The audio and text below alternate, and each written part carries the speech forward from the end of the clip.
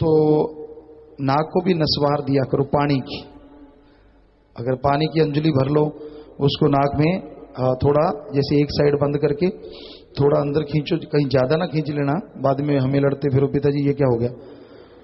जरा सा खींचना, जरा सा, और फिर उसको साफ कर देना है।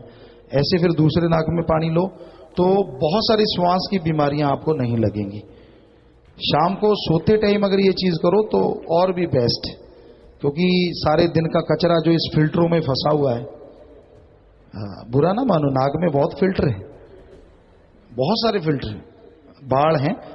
तो आप अगर उसको साफ नहीं करते और जब खुराटा मारते हैं, खुर अंदर खींचते हैं, सारा सामान अंदर चला जाता है, वो फेफड़ों में जाता है, कभी किधर जाता है, तो गड़बड़ हो जाती।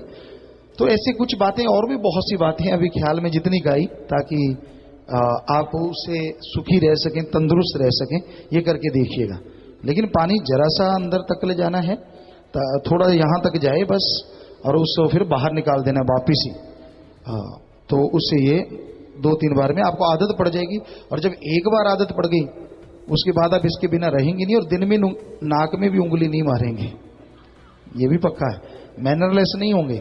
आमतौर पे क्या होता है, आदमी, कईयों को देखा है, जब सीरियस होते हैं, किसी बात के लिए सीरियस हो जाते हैं, तो बड़े बड़े पढ़े लिखों को देखा है, उंगली शुरू हो जाती है।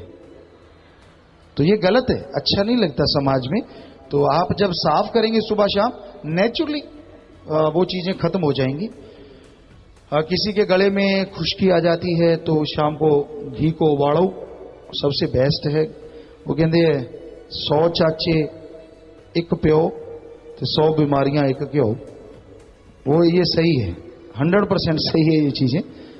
गले में खुश्की आती है तो आप उबालें घी को, और जो थोड़ा सा कच्चा ना रहे तो उसको गर्म गर्म जितना पी सकते हैं, छोटी छोटी घूंट से पिए तो गला ठीक रहता है, खराब नहीं होता। नाक में खुश्की है, खून आने लग गया, बड़ा आसान तरीका है, आप उंगली को घी में, देसी घी हो प्योर, तो उसमें उंगली ऐसे डिप करें और नाक में लेप कर ले दोनों तरफ, रात को सो जाएं।